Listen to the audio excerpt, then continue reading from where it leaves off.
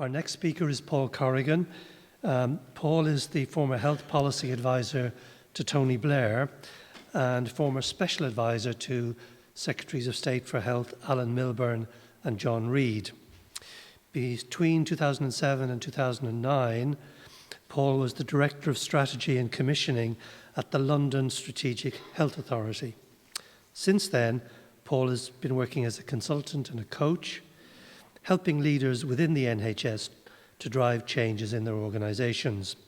And he's going to address us this morning on the role of the private and third sector in transforming health and care services.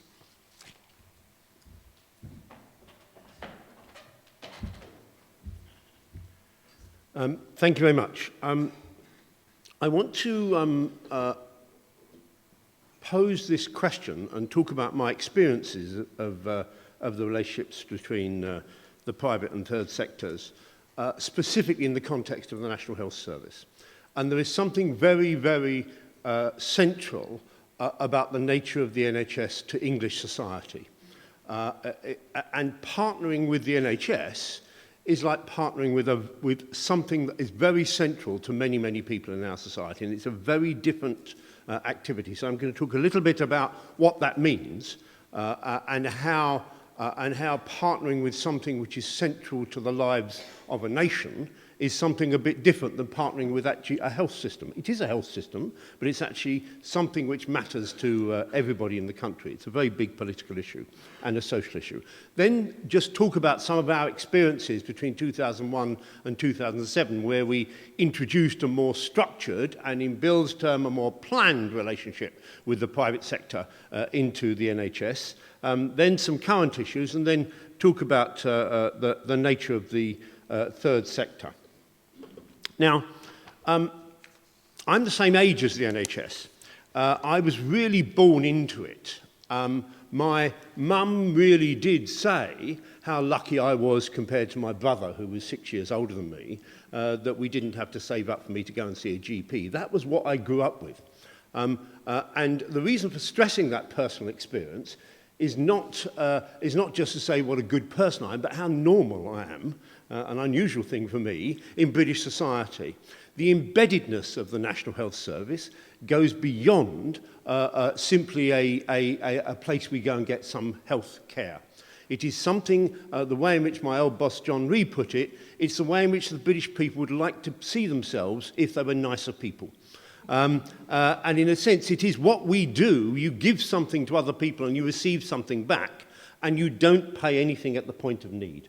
And it is a very, very big issue. We know as a nation we are not like that, but we know that's the way we would like to be. And so therefore, I'm afraid this goes beyond even something like healthcare. When you look at the big political issues of the last few years in British society, you look at the last 2 weeks of the Scottish referendum, and it was about the NHS. It's quite interesting because independence would make no difference whatsoever to the running of the NHS because it's a devolved piece of administration. But the Scots could say, if we stick with England, we'll lose the NHS, and that became a very big issue. The main issue in the EU referendum, about which the NHS had no relevance whatsoever, was the amount of money that you could get if we weren't paying Brussels for membership of the EU, £350 million a day. Lots and lots of very ordinary people know that sum because the NHS matters so much to them. I can't overemphasize what I'm talking about. On the day of the millennium, people asked what was the most important achievement of the British people in the 20th century. 48% creating the NHS, 16% winning the Second World War. Sort of like if we hadn't won the war, I'm not sure what the NHS would have been like. But these are now, I'm stressing this because actually what we're doing, all of us, what we were doing when you reform the NHS, is touching something that really, really matters to lots and lots of people. And they have a profound anxiety, given the sense of loss in all of our nations at the moment and the problem that gives. People have a profound anxiety of losing the NHS. And again, this isn't just the political class, it's very, very ordinary people. And that allows small c conservatives to actually paint anything we might do as in danger of losing the NHS. We'll lose its basic principles. We'll have to pay. We'll have to do... And so it's very easy for small C Conservatives to actually say, oh, I don't think we should have a partnership with the private sector because they'll be doing things differently. And in some way, that will mean we'll lose the NHS. So the British Medical Association, where large numbers of people in the BMA make a lot of money out of private practice, is against, in policy terms, the NHS using private sector organisations to buy care. Now, that means we have the major doctors' union arguing against what we want to do. Again, I'm not saying this makes it impossible. I'm saying this means we don't have an easy way to construct a partnership. My main point in this particular bit is if we do, and I think we need as a country to have the partnerships we're talking about here today, we need it pretty desperately in the NHS, then actually the only way of doing that is to have, with the public, some form of political argument about why this is important. And no, you won't lose the NHS. And no, it won't go down the drain if we start to do partnerships with a range of other organisations. And the government that I was working with between 2000 and 2007 had these arguments every day. A very obvious thing. Bill was talking about waiting times. We utilised the private sector to bring down waiting times for NHS patients. And so we would say to the public, would you rather wait for 18 months or go to a private sector organisation? 80% say, I'll go to the private sector organisation. So you can win the argument, but you need to have the argument. You can't simply leave it to this public anxiety. And again, the point to make is, at that period of time, every day we were framing arguments from the very top of the government to say, we think we need the private sector to come and help the NHS, and we will retain the basic principles of free at the point of need.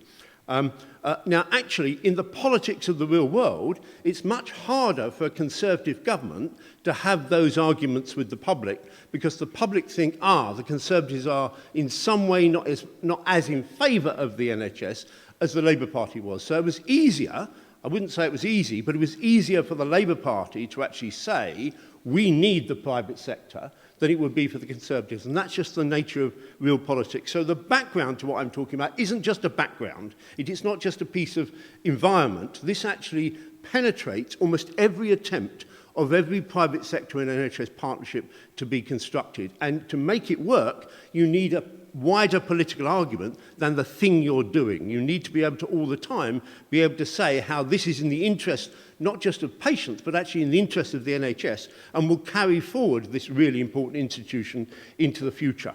The background into the year 2000 is we had what has now re-emerged again is a great deal of spot purchases. About this time of year through to the end of the calendar year, the end of the financial year, NHS organisations start to look around to buy spot purchase bits of private sector.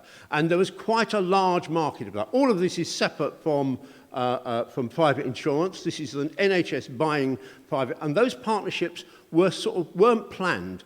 They were expensive to the NHS, and they were lots and lots of one-offs. About this time of year, private sector organisations would know that the NHS would come knocking on the door, and they start to buy healthcare. And that had been the case for quite some time, and actually it's the case again in 2016.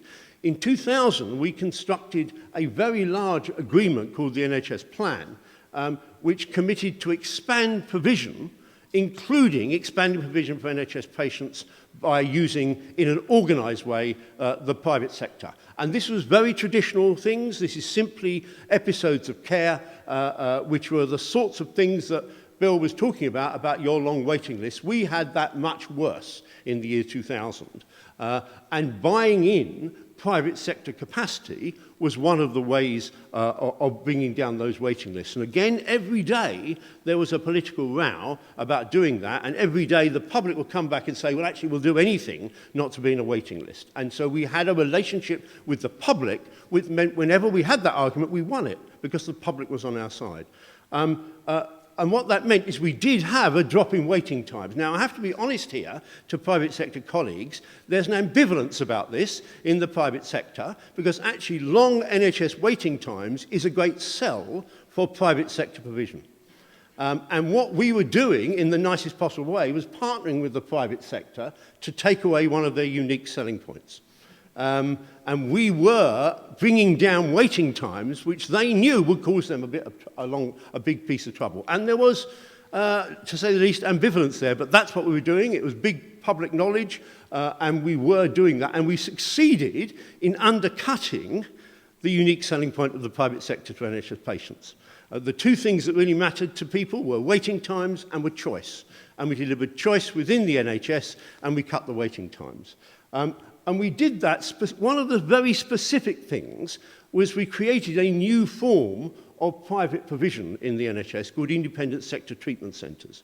And these were factories for hips and knees and cataracts. It's the only way to describe it. It was one of the ways of chunking into those waiting times is for actually to drive in there with, and this is what's important about the use of the private sector at this time, it wasn't just extra capacity, but what we did is we constructed from around the world, from South Africa, from Germany, from the States, we brought in people that were doing the best and the most productivity. So, for example, we created a cataract factory, which was very close to an NHS hospital where they were doing 4 a day, and the cataract factory was doing 24 a day. And now the average is 12 in the NHS. So the partnership wasn't just bringing in capacity, it was changing the way in which the NHS worked. And we did that not by putting them very close to where, and that's where the fuss came. You've got a struggling large NHS hospital doing a lot of cataracts, and we put very close to it a private sector organisation. Now, this was a contentious way of doing it. It worked into the waiting times, and it also changed the way in which the NHS did its core business. In March, when I was working with Tony Blair, there was always a lot of fuss around independent sector treatment centres. And in March 2006, he said, look, we just need an audit. How many of these are we doing? Of all of the NHS operations that went on in March 2006, 1% was done by independent sector treatment centres. But they were done in specific places to increase that competition. So with a very small piece of partnership, I think, nearly transformed, we certainly transformed waiting times, and we nearly transformed the way in which the basic NHS did these hips and knees and cataracts. Very small, but very specific.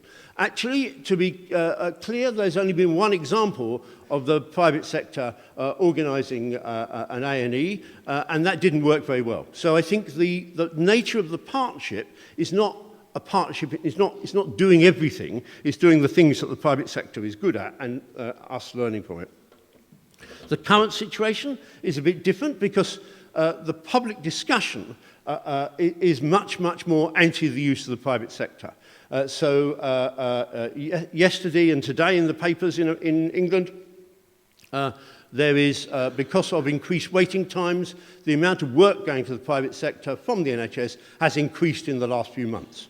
Surprise, surprise, it's what happens when you've got increased waiting times. And the response of the government was, it's not going up as fast as it was under the last government. Now, that's not a very much pro-private sector. It's sort of, others were worse than us. It's not, so the debate isn't a healthy debate at the moment, I'm afraid. There are, however, niche markets, and this is the very odd thing about this, that the fear of the public about losing the NHS isn't a rational set of fears. So there are niche markets around new PET scans. There are 48% of the medium secure mental health provision is from the private sector. There are areas which actually don't cause an enormous ideological flurry where there is a growth in the use of the private sector. But, and this is the big thing your health service is facing, our health service, the American, every health service in the country, what we've got is a change in the nature of the burden of disease, a change in the nature of the disease that our business needs to deal with with the increase of long-term conditions that come along with an ageing population. 70% of the money in the NHS now is spent on long-term conditions. And the thing about the title of long-term conditions is the secret's in the name. You have them for a long time.